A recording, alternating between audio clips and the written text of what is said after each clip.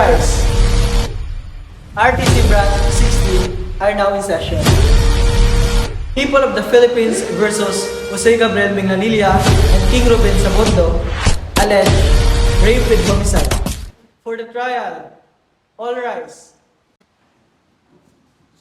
RTC Branch 16 are now in session. Please be seated.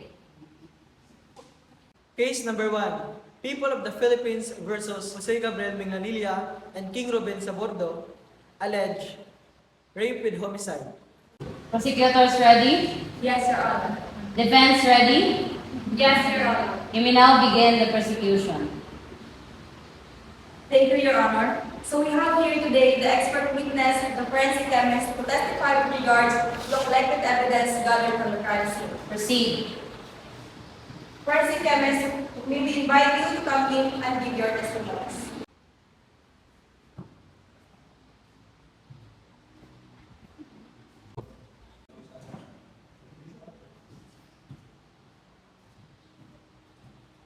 Please rise.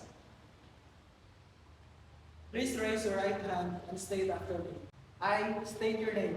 I, Person 8 Tagalog, Do solemnly, do solemnly, sincerely and truly declare sincerely and truly declare and affirm and affirm that the evidence that the evidence I shall give I shall give shall be truth, the whole truth, shall be truth, the whole truth, and nothing but the truth. and nothing but the truth. The reason we are here today, Your Honor, was to prove that the evidence presented was true and to challenge the burden of proof offered by the evidence. Proceed. Please state your name and the other personal circumstances. I am Ernest A. Tagalog, 32 years old, single, a resident of Ramos Urbanes, Escalante City. I am a forensic chemist at Regional Crime Laboratory Office in CCTV. Since when you have become a forensic chemist of Regional Crime Laboratory Office 3, Escalante City, Since 2013 up to present. what is your educational attainment? At the age of 21, I graduated at Northern Networks State College of Science and Technology. Obtained the degree of BS Chemistry, major in Chemistry, and passed the chemist licensure examination in the same year. After passing the board examination of chemist, when did you practice your profession as forensic chemist? When I graduated, I entered Philippine National Police through the PNP Crime Laboratory. Office 3, I have undergone the forensic chemistry basic course as a foundation and training for the job of forensic chemist. In the said office, I practice my profession. What are your duties and responsibilities as forensic chemist?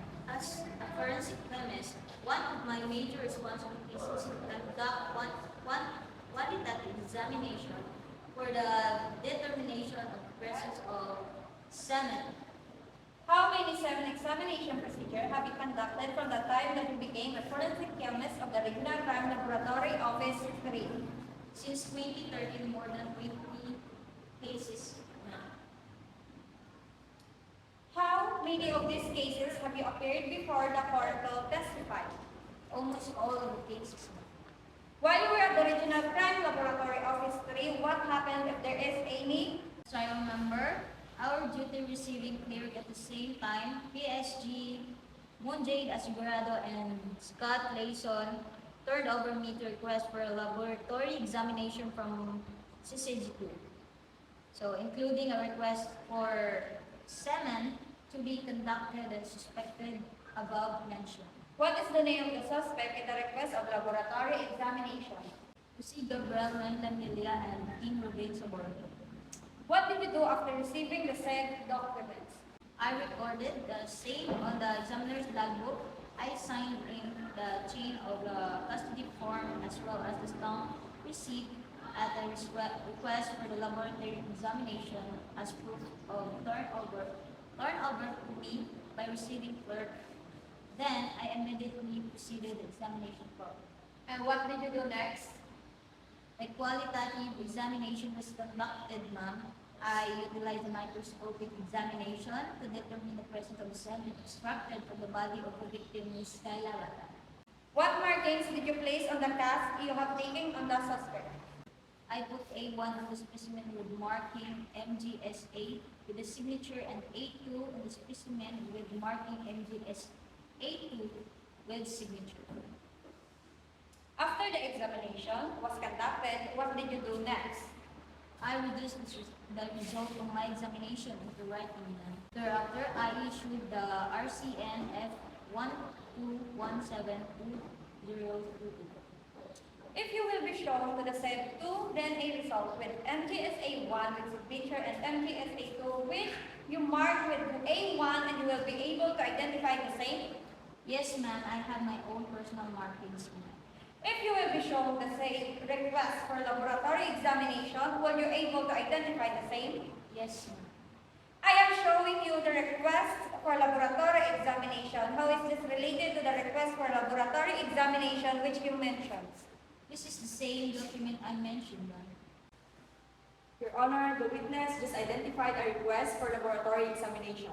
We would like to manifest that the same was already marked as Exhibit A. If you will be shown the request for DNA semen examination which you mentioned, will you able to recognize it? Yes, ma'am. I am showing to you the request of seminal examination. How is this related to the request for seminal examination and microscopic examination which you mentioned?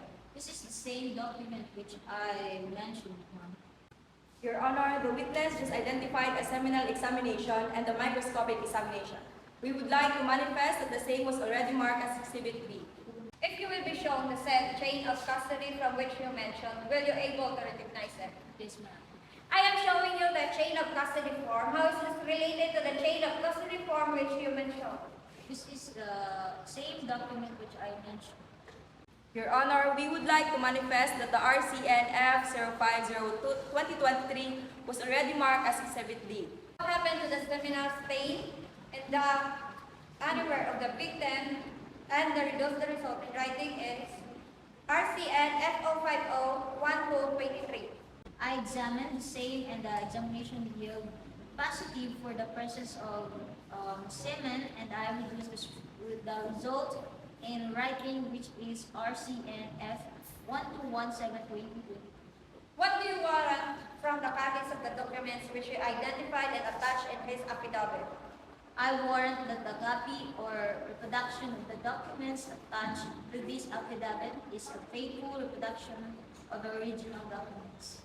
In witness whereof I have hereunto set my hand the 7th day of December 22 in Escalante City. Berlin A. Tagalog, affiliate, ID number 21018. The evidence shows and yields positive result for DNA for semen by the accused Jose Gabriel Minglanilla and King Ruben D. Sabordo found in the crime scene. The jurors have now determined the facts and reached a verdict accused by Jose Gabriel Minglanilla and King Ruben Sabordo.